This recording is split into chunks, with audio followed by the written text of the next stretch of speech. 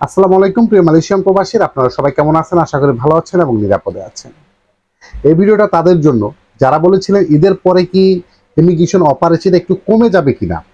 আমি ভিডিওর শুরুতে স্ক্রিনে একটি স্ক্রিন রেকর্ড দিয়ে দিচ্ছি, আপনারা দেখে নেন। মালয়েশিয়া জাবাতান ইমিগ্রেশন নেগিরি জোহর বারুতে দেখেন এখানে কিছু কর্মীদেরকে আটক করেছে। কিন্তু কিভাবে আটক করেছে দেখেন, তারা কিন্তু একটা রুমে ছিল, সেখানে কিন্তু ইমিগ্রেশন গ্যানিং মেশিন দিয়ে দরজা কেটে তারপরে কিন্তু রুমে প্রবেশ করে প্রচুর পরিমাণে অবৈধ প্রবাসীদেরকে আটক করেছে। অধিকাংশই ছিল নারী।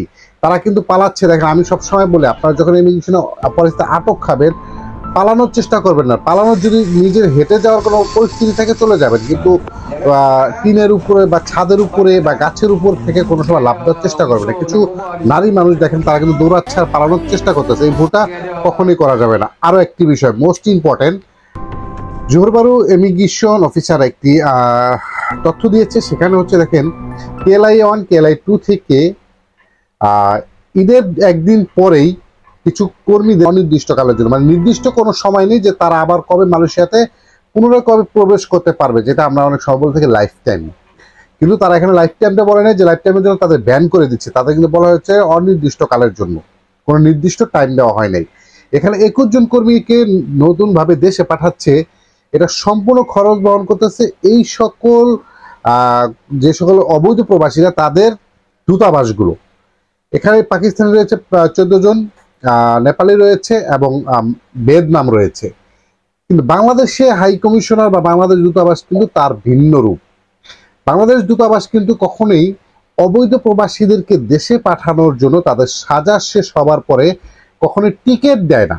আর এটা কিন্তু অন্যান্য দেশে দেখেন এখানে উল্লেখ করে দিয়েছে। যারা অবশ্য বুঝতে পারেন বা পড়াটা ভালোভাবে দেখবেন বা স্ক্রিনশট নিয়ে ট্রান্সলেট করবেন, তখন বুঝতে পারবেন। এই যে 19 জন লোক দেশে যাচ্ছে, 21 জন লোক দেশে যাচ্ছে, এটা সম্পূর্ণ কিন্তু তার দূতাবাস বহন করতেছে। বাংলাদেশে কর্মীরা যদি আটক খায়, সাজা এবং তাদের জেলের মেয়াদ শেষ হওয়ার পরও তারা কেন দেশে যেতে পারে না? বিষয়টা হচ্ছে, একটা কর্মী আটক খাবার পরে ওই কর্মীর সকল ডাটাবেস নিয়ে দূতাবাসের কাছে নোটিশ করা হয়। দূতাবাস টিকিট দিলে তার সাজা শেষ হলে সে দেশে যেতে পারবে। কিন্তু বাংলাদেশ হাই কমিশনার বা দূতাবাস সেটা কিন্তু উল্টোটা। এর কোনো কর্ণপাত নেই এবং কোনো তদারকি নেই, যার জন্য বাংলাদেশিরা আটক খাবার পরেও 6 মাস 9 মাস 1 বছর 1.5 বছর পর্যন্ত জেলের মধ্যে থাকতেছে।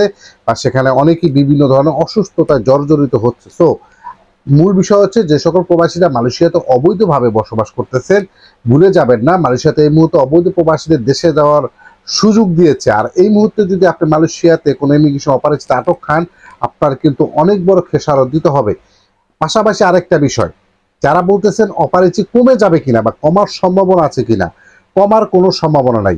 এটা জাস্ট জোহর বারু আমি একটা ইনফরমেশন দিলাম। এটা মালয়েশিয়া কুয়ালালামপুরের মধ্যে ঈদের একদিন পরও কিন্তু প্রায় 1400 লোককে আটক করেছে। এটা সবসময় দিয়ে থাকি, যার জন্য অনেকে জোহর বারুতে, আমাদের বাংলাদেশিরা এই সিটি ছেড়ে অনেকে জোহর বারুতে কিন্তু বসবাস করতেছে বা কর্মসংস্থানের ব্যবস্থা করতেছে। কিন্তু সেখানেও কিন্তু ইমিগ্রেশন অফিসাররা থেমে নেই।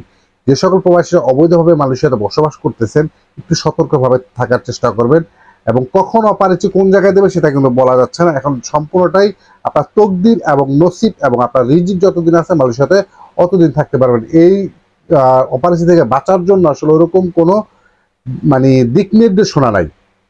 তো সকলে ভালো থাকবেন, নিরাপদে থাকবেন। আর যারা আটক খাবেন, অবশ্যই অবৈধ প্রবাসী যারা আছেন তারা তার রিলেটিভ আত্মীয় স্বজন কারো কাছে আপনি কিছু টাকা রেখে দিবেন এবং তার একটা মোবাইল নাম্বার 100% ভাবে মুখস্থ রাখবেন। আপনি আটক খাবার পরে যাতে তার সাথে কমিউনিকেশন করে আপনি একটা ব্যবস্থা করতে পারেন। অন্যথায় কিন্তু হাই কমিশন আপনাকে কোনো রকম সহযোগিতা করবে না। পাশাপাশি আপনার জেলের সাজা শেষ হবার পরও অনির্দিষ্টকালের জন্য আপনার জেলে হয়তো থাকতে হতে পারে। আর এই মুহূর্তে আটক খাবার পর দেশে পাঠাচ্ছে, সেটা কিন্তু কোনো নির্দিষ্ট টাইম দেওয়া দিচ্ছে না যে কবে নাগাদ সে ঢুকতে পারবে। লাইফ টাইম হতে পারে বা 5 বছরের জন্য ব্ল্যাক লিস্ট হতে পারে, কিন্তু এটা কিন্তু ইমিগ্রেশন বলে দিচ্ছে না। ভালো থাকবেন। আসসালামু আলাইকুম। দেখা হবে নেক্সট কোনো ভিডিওতে।